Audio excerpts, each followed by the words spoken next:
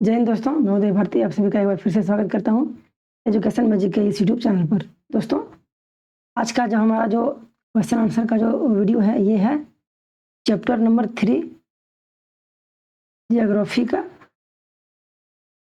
और दोस्तों, ये है क्लास 6 का।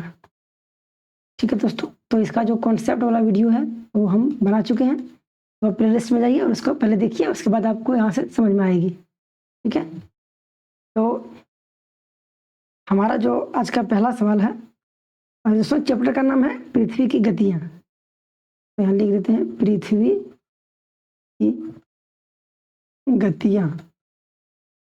तो बोला है निम्नलिखित प्रश्नों के उत्तर संक्षेप में दीजिए। तो शॉर्ट फॉर्म में आंसर देना है दोस्तों। पहला सवाल है 1 नंबर का। 1 नंबर बोल रहा है पृथ्वी के अक्ष का झुकाव कौन क्या है।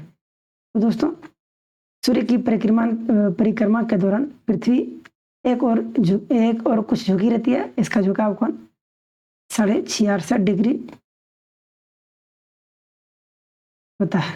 ठीक है, तो 66.1/2 डिग्री होता है। अगला सवाल है, बोल रहा है घूर्णन एवं परिक्रमण को परिभाषित कीजिए। तो दोस्तों, घूर्णन क्या है? तो पृथ्वी का अपनी धुरी पर घूमना घूर्णन कहलाता है। और पृथ्वी अपना एक घूर्णन 24 घंटे में पूरा करती है। इसी से दिन और रात बनते हैं। और परिक्रमण दोस्तों, सूर्य के चारों ओर एक स्थिर कक्षा या कक्ष में पृथ्वी की गति को परिक्रमण कहते हैं। अगला आगे बढ़ते हैं। अगला प्रश्न क्या बोल रहा है? बोल रहा है लीप वर्ष क्या है।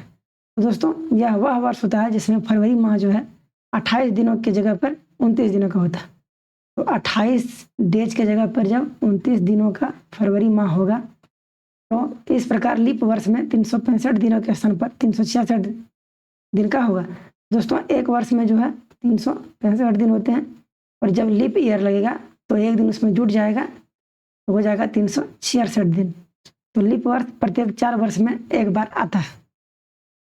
अगला है, बोल रहा है उत्तर एवं दक्षिण अयनांतों में अंतर बताइए। दोस्तों, उत्तर अयनांत क्या है? तो 21 जून को उत्तरी गोलार्ध में सबसे लंबा दिन तथा सबसे छोटी रात होती है, जबकि इसी समय दक्षिणी गोलार्ध में सबसे छोटा दिन तथा सबसे लंबी रात होती है। पृथ्वी की इस अवस्था को उत्तर अयनांत कहते हैं। अब दोस्तों, दक्षिणी अयनांत। ठीक है, तो दक्षिणी अयनांत, तो 22 सितंबर को दक्षिणी गोलार्ध में सबसे लंबा दिन तथा सबसे छोटी रात होती है। ठीक है, सबसे छोटी रात होती है, जबकि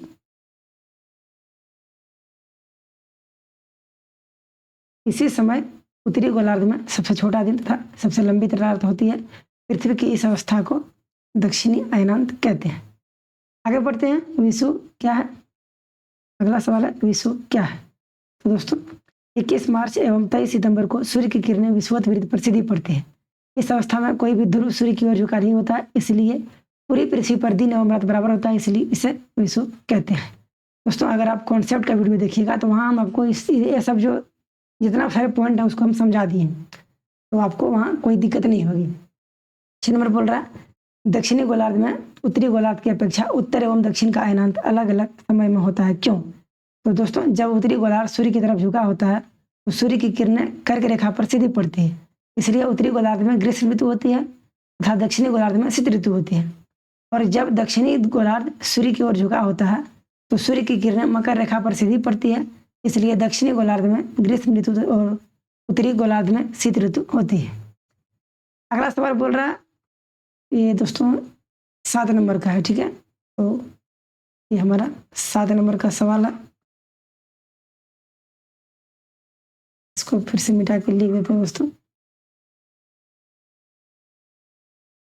ये 7 नंबर का सवाल है। बोल रहा है ध्रुवों पर लगभग 6 महीने का दिन एवं 6 महीने का रात होती है, क्यों? तो चलिए देखते हैं।